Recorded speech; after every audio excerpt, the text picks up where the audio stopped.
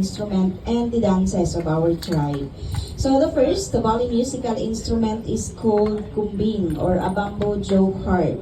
They usually played it during eclipse time to call the moonlight back.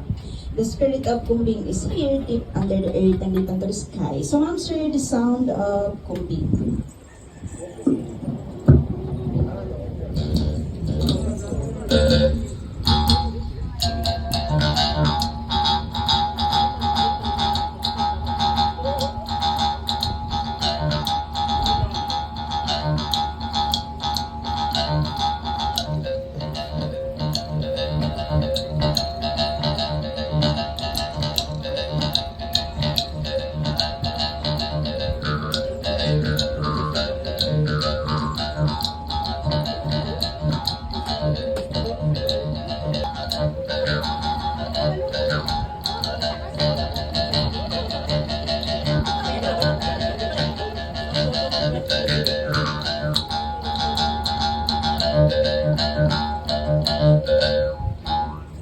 Loli or a bamboo flute.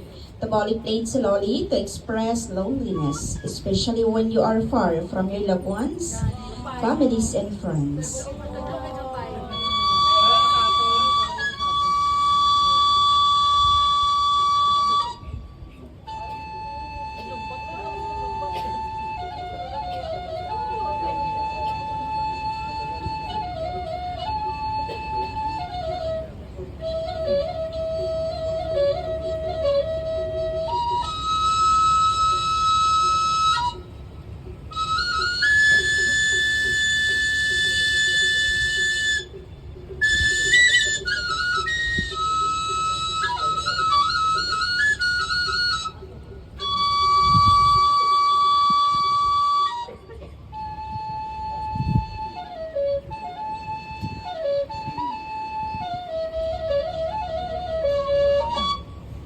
Slowly.